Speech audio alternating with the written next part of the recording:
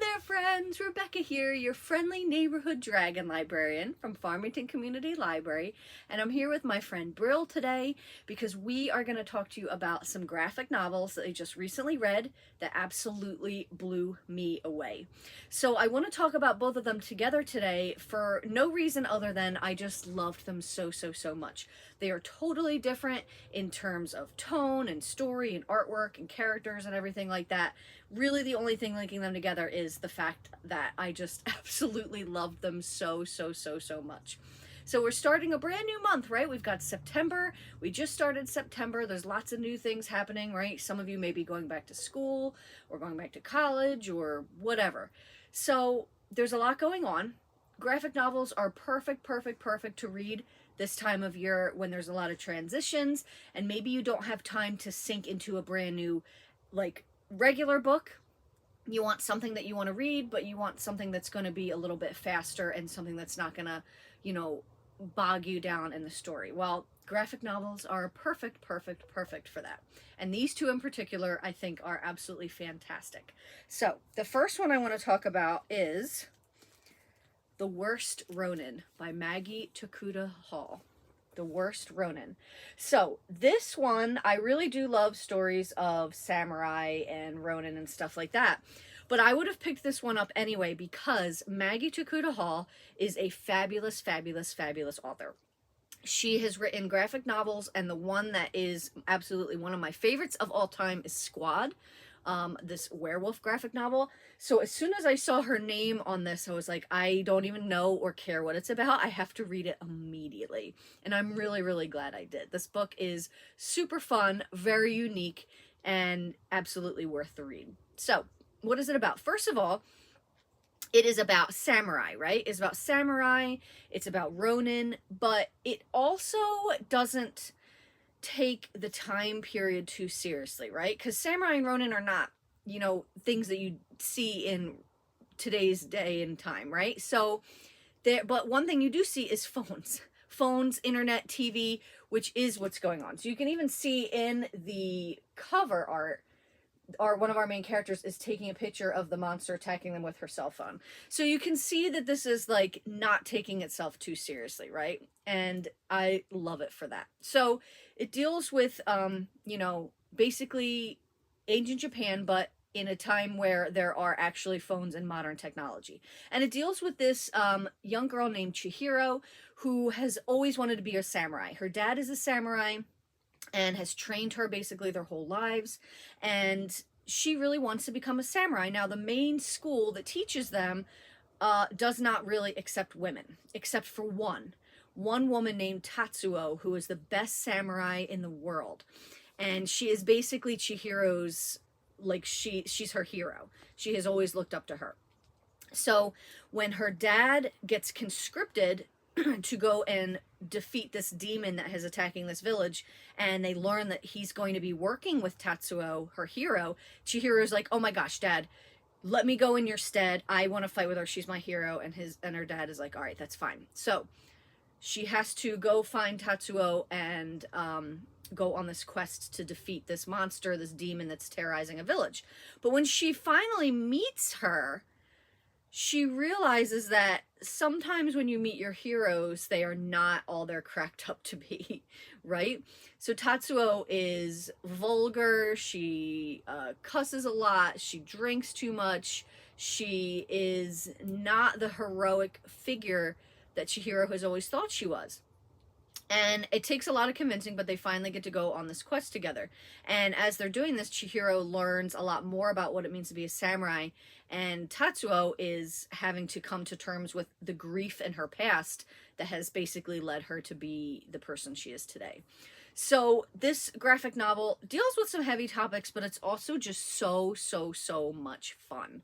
I really loved the artwork. I thought the artwork was so fantastic. It was beautiful, but really down to earth.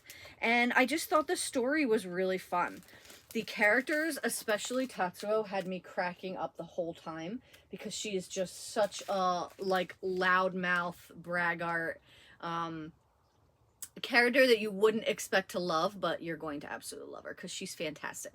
So if you love stories about Ronin, if you love stories about samurai, but you also want that solid, like, convenience of easy storytelling and lots of things like I said, TVs and phones and stuff like that, you're going to really love the story. Great story, wonderful characters, fun development, and totally worth your time. The Worst Ronin. Now, that one I picked up because, like I said, I was familiar with the author. I've read some of her work before, and I was really excited about it. So this next graphic novel is not one that I have heard of before or know the author or anything like that, and I solely picked it up because of the title and the cover, which happens, right? They say don't judge a book by its cover, but we all do it. And this is The Night Librarian by Christopher Lincoln. The Night Librarian. So obviously, with a cover this cool and a title like that, you know I had to pick it up. I am such a sucker for books about books, especially books that deal with libraries and librarians. So this one is even more fun than The Worst Ronin, and it's really is very silly and doesn't take itself too seriously. And this is about two siblings named Paige and Turner. Get it? Paige Turner. Oh boy. So they are siblings who spend a lot of time on their own because their parents go on trips a lot. But their parents also really love books, and old books especially. And their dad has a copy, his pride and joy is an original copy of Dracula by Bram Stoker. So anyway, the Paige and Turner siblings end up spending a lot of time at the New York Public Library.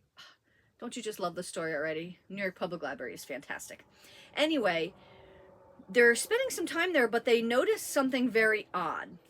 Some things are showing up in the library that shouldn't. There is this weird dragon mosaic on the wall that wasn't there before. There's also this weird little, like, beanstalk that's sort of growing that doesn't really make any sense. Like, why is a beanstalk growing there?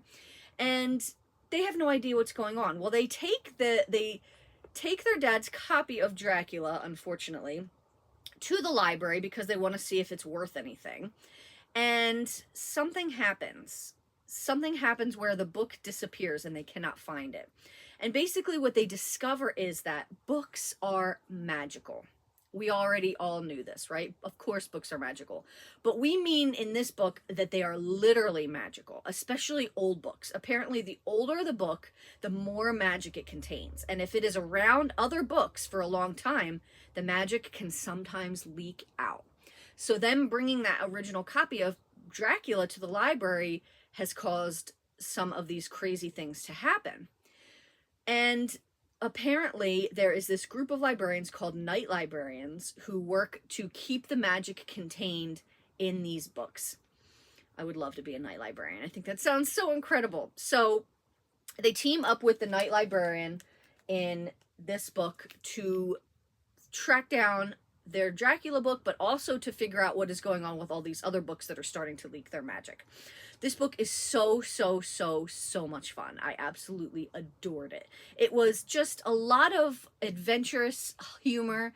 It reminded me a little bit of Percy Jackson, like how it's just like sometimes over the top silliness, but you just can't help but adore it.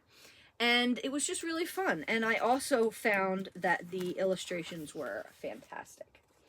They were really good. I loved it so much.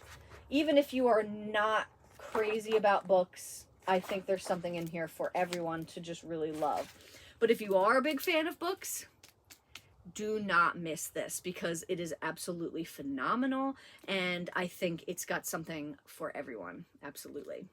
The Night Librarians. Well, that's what we've got for you guys today. I hope these graphic novels sound super fun and exciting to you. If so, please feel free to come and check them out from Farmington Community Library. They are available there. And also, thank you so very much for watching, friends, and I hope you have a wonderful rest of the day.